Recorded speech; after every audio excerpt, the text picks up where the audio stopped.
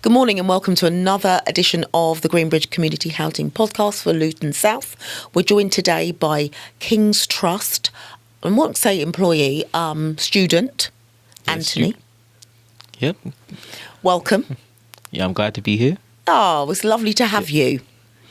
I remember interviewing you at the King's Trust for when we done the final of the King's Trust in the room. Do you remember? Yeah. Good times. What did you have on your hands, Anthony? Oh, I had my gloves. What colour were they? They were yellow.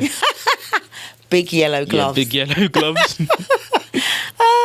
So tell us about your time working with Greenbridge and Valentino from our maintenance team, renovating, I think, was it 58?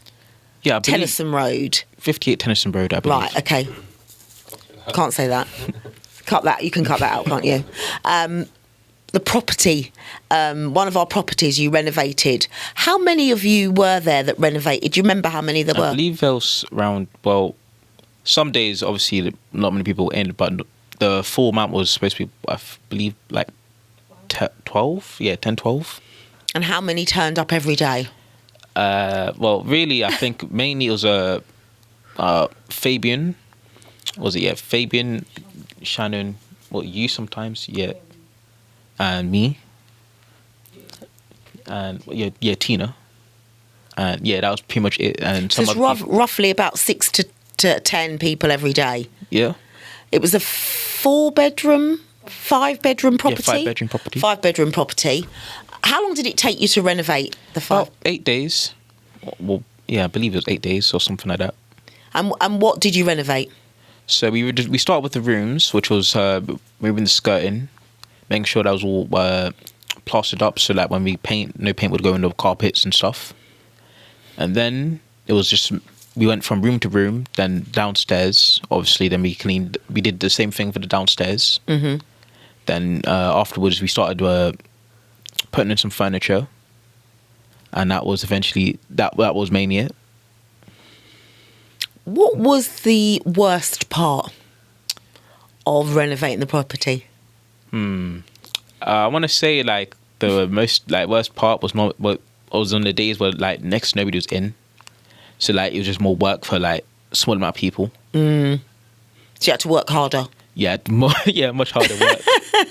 What did that teach you about having to work harder? Discipline. Because like if I don't come in, someone else is gonna have to do more work, and they're probably not gonna be happy about that. And that's something that probably will serve you really well moving forward with life when you start working or going to college or getting involved in projects. It is really about a team effort and making sure that everyone is present and that everyone works equally as hard. Would you agree with that? Yeah, that is completely and utterly true. I'm so glad that you agree. Yeah. But you've got years. How old are you, Anthony? 20. So you've got years and years and years ahead of you for work. Yeah, I'm hopefully like if I can do more handiwork and stuff, because I've quite grown to enjoy it, especially like some stuff Valentino showed. What did he show? Just how to do the painting skirtings. Like at first, like when I joined, like, I was thinking it's going to be like easy. All you had to do is slap on some paint on the walls, call it a day. But then Valentino let show that there's a specific way you got to do it. You got to let sometimes, once you do one coating, you got to let it dry for a little bit. You got to do more. And those skills have just taught me how to just be better, like in terms of like home handiwork as well. That's really good. So your mum must be very happy. Yeah, she's very pleased. Have you done any work at your own home? Yeah, so my older sister recently moved out, so I took her older room. But my previous room, since it was rather, since my sister needs more space for her work and art and stuff, and she loves art, I decided to turn it into like a study room / gym room. Oh. Unfortunately, I don't have any pictures, but we did spend a bit painting all green, since she likes the colour green. And then... So do we. Yeah, green is the best colour. It certainly is. And then outside in general, I just help my mum for her garden, since she absolutely loves gardening. So just planting some plants. Has the experience with King's Trust changed you as a person? Yeah, like normally, like if my mum asked me, "Oh, can you help with the garden?" that would be like a flat out no. I don't want to get my hands dirty. I don't really want to. You said no to your mother? Like, flat out no? Not all the. But now, like, because I realised, like, hard work does pay off, and like being able to look at like a nice garden with like a lot of stuff sprouting and stuff that you can cut off and just use, like rosemary and all those herbs. Because I do like planting herbs. That is just showing me that like I do need to put in the effort, and I'll get like good results. What was the highlight of the project for you, Anthony? Ooh. And don't say the interview with me, because I know it was a highlight. I would say also, you know, lunchtime and stuff. Yeah, getting some nice food. But I'd like to say, once it was all nearly finished, and you could like to see all the effort that you did, like in just real time, like all the beds out there, everything just set up for the person. Yes, that must have been quite rewarding. It was very rewarding. And were you there when we handed over the keys to the service users? Yes, I was there. How did you feel about that? I felt glad, because I know that what I've done is now going to help somebody potentially, hopefully. And it's had a real impact on their lives potentially, like just having a good, nice, clean room to start fresh with. Lovely. What are you going to do now moving forward? Potentially, like, do you maybe want to do something more just hard, handiwork and stuff, as I've said, or just like get back to college and get like just better education. So you're going to go back to college now and finish your education, or you're going to do like maybe a decorating course or something with a qualification that you can actually maybe potentially work for yourself or work for someone else? Yeah, I feel like hopefully getting some decoration, because my uncle also does some like home renovations and stuff. Oh, so you could keep it in the family. Yeah, exactly, keeping the family. Set your own business up. Yeah, because like my uncle, like he does it with my other uncle as well. Like, okay.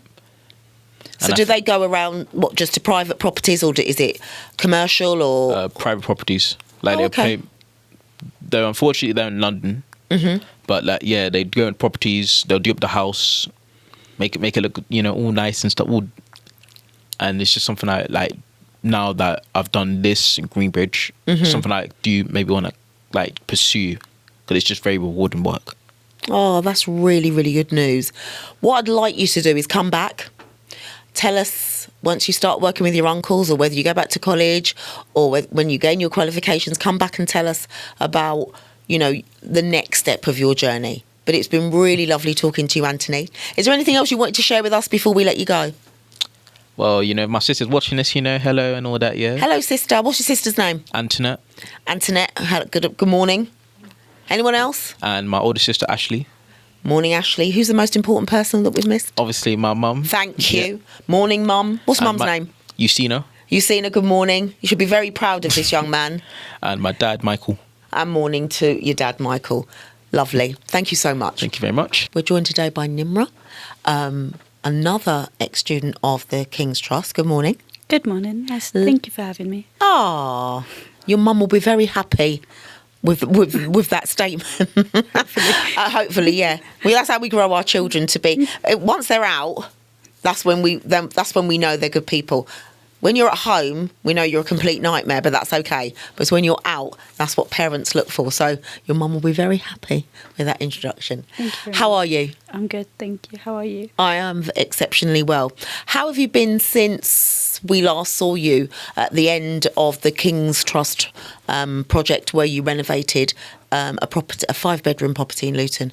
I've been really good, thank you very much. I've been busy, I've been volunteering, and yeah, that's about it. So where have you been volunteering? I've been volunteering at Primrose Roots Recovery. Primrose Roots Recovery. Roots to Recovery. Roots to Recovery. Yeah. Explain what that means. It's an organisation where they help people who are going through mental health difficulty or learning difficulty. They help them with recovery. So they have loads of different groups. They have a community garden, and they have a Connects group on Fridays. It's in a church where everybody can get together and connect with one another, because I think in this day and age we're losing that touch of connection. Why do you think we're losing that touch of connection? I believe it's probably due to like social media, because everybody's on their phone, nobody's really talking to each other. Like you're on your phone on a screen. Constantly. Talking with one another. I went out for dinner the other night and there was a family on the other table. Mum, dad, three children. One had a tablet and was just, constantly swiping across. And the other two had phones, as did mum and dad. I thought, what is the point of you paying probably £130, £140 to come out for dinner to not speak to each other? I don't get it. I really was like wanting to go and grab the tablet off the child, take away the phones. But the parents obviously set the example. So if they're on their phones, the kids are on their phone. And I thought, me and my husband sat there for 2.5 hours and they didn't speak to each other once, apart from when the food came. It's really sad because we're losing the art of human interaction. And I think that makes a really big impact on people's mental health. Because without having that connection or feeling that you're wanted or like needed in the community, I feel like it really affects you mentally. Even though we can say that like going on the internet is connection, but in reality it's not really, is it? No, because you don't really know who you're talking to. That's the problem. Actually having a real conversation. You're like texting away, and like social media in itself has such negative effects as well. So what are the negative effects of social media, do you think? Lack of connection, also the bullying, and like there's really some dark places on the internet where nobody should really see. Do you know what I mean? How old are you, Nimra? 24. And how much time, because you can have set this limit, which I think is great. I do it now on TikTok, Instagram, 15 minutes a day I set.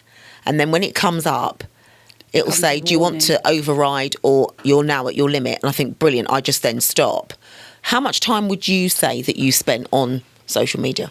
Unfortunately, I spend too much time on social media. However, I do need to like cut it down a bit. But I think it's usually when I'm on the phone, like because I'm always talking to somebody. But it's always a call because I don't really enjoy texting. I prefer actual voice calls, and I think that's getting rarer in this generation. Very much so. Yeah. It's so much easier to text. Yeah. As my children, if they're watching, will know, I like to hear their voices, but they're just exactly. Like you ring them and I think, your phone's in your hand, how come you're not answering it? I don't understand. It's in your hand 24/7. I know you're actually got the phone, and they don't answer. They swipe it and then it comes up with an X where you can't actually speak to them because they're busy or whatever, and I get really mad, and they know it. Pick up the phone, I want to hear your voice, but it's so quick to just send a message. But like the difference between your voice and typing is like you could type that I'm fine. In reality, you're not. And especially my mum, if I call her, she'll know instantly from my voice. Exactly why I want to speak to them. Yeah. That's the whole point, isn't it? If you're actively listening, and when I say actively listening, someone says, I'm okay. It's how they say it, isn't it? Of course, but I feel like as women, we understand that. I don't feel like men, unfortunately, really get those. No, they don't really get it. No, if you say to a man, I'm okay, they'll say, okay. What do you want? Okay, what do you want for dinner? No, I want to talk. I'm clearly not okay. I'm clearly not okay. But yeah, I agree. I just think it's always been the way. Yeah. I think some men will pick up on it, but not very many. Yeah, they're not as emotionally intelligent as us. Oh, that's another subject for another day when we've got two males in the room. But I agree. Thank you.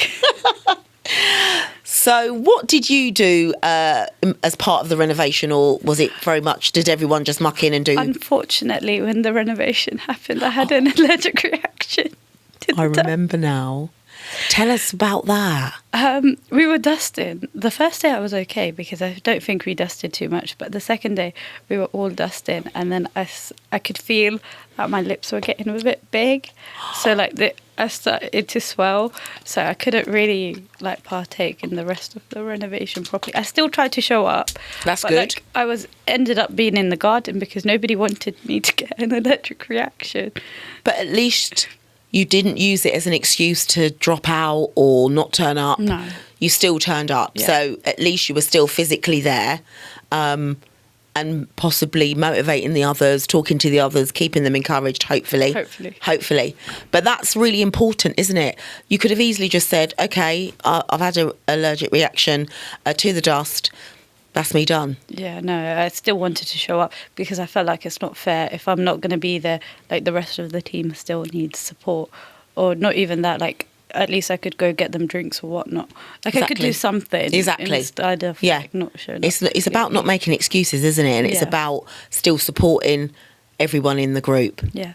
And it's all about teamwork. Yes. Especially the course that we did was team building. So we had to make sure we were there for the rest of the team. Excellent. Who was your favourite person on the course? I can't say that. Because the others will get upset. Yeah. I love it. Could you say who your least favourite person was on the course?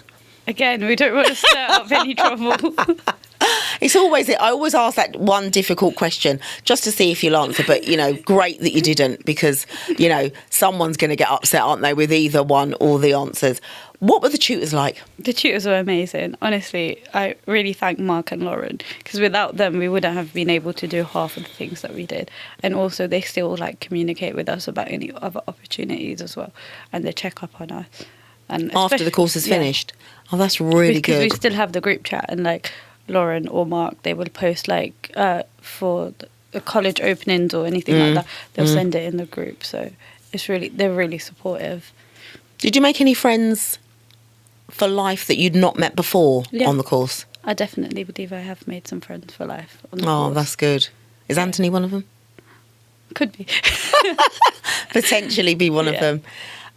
What was the highlight of the course? I know, like you said, you didn't take much part, but there still must have been a highlight of the course. The highlight of the Greenbridge project was definitely seeing all the progress that we made, because before, when we went into the property, it wasn't in the best condition. You wouldn't want to live there, whereas afterwards, even we would like to live there. So it felt lovely. It felt like a really feel good. It was done to a really high spec. It didn't feel like it was done for somebody who didn't have a home. It felt like it was a home, not It's just lovely. not just like a property to put anybody in, if that makes sense. And were you there on the day we handed the keys over? What did that feel like? That was a really good, feel-good feeling. It felt like our efforts really it's really going to help somebody, and it's good to see the face to what we were working so hard on. What's the future for you now, Nimra? Hopefully I will go back into education and get my qualifications. What sort of qualification? You want to be a teacher or? No, I want to do freelance hair and beauty. Okay. And if not, I want to work in mental health, which is where I'm getting my work experience now. So That's two different ends of the scale. Completely But different, but- at least you got one kind of a leisurely thing that is fun to do, and one's giving back and helping other people. yeah, and How quickly do you think that will happen for you? Are you going to go back to college this September or? yes, hopefully if there's a course that I'm able to get onto, I'll go in September, Perfect. which I have been applying to. Will you come back and tell us, maybe later on in the year, Of course, how you're getting on? of course. What courses you're doing? Yeah. Might be able to do my hair. Who knows? We're finding so many different things after, Anthony had said now he's really, he loved cooking, possibly could have been a chef. Nimra's trying to steer him towards that as a side hustle. But now he's found that he's really passionate about creative stuff, painting, decorating, doing the garden. So that's great. And obviously from this, you found out maybe you liked hairdressing before, but mental health is a real big, and it's a real big issue. Yeah, I definitely feel like we need more voices upon mental health, especially in different communities. Yeah. I don't feel like people talk about it enough. No. And there's not enough awareness of it. So if anybody's watching, Nimra would be great for your organisation. Thank you ever so much for coming on. Looking forward to catching up with you again towards the end of the year, Anthony too, to see how well you've both progressed. But thank you. Thank you very much.